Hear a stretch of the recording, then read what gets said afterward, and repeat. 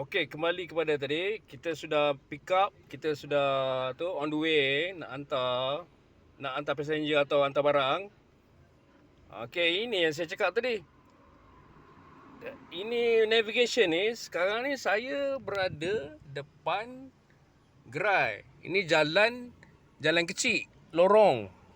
Tapi kalau kita tengok ni, navigation ni, ini jalan besar.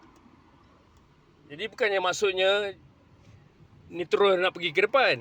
Ini jalan kecil. Jadi saya kena keluar daripada jalan lorong ni, depan gerai ni, masuk ke jalan besar. Jadi sama ada kiri atau kanan tu bergantung pada itulah. Kalau kita aware tadi, saya masuk ke kanan. Jadi maksudnya kalau keluar balik, sebenarnya benda ni masuk jalan besar ke kanan sana. Ke kanan sana. Jadi itulah. Kalau pemandu Grab yang baru tu kan takut nanti kan, ni nak terus ke mana?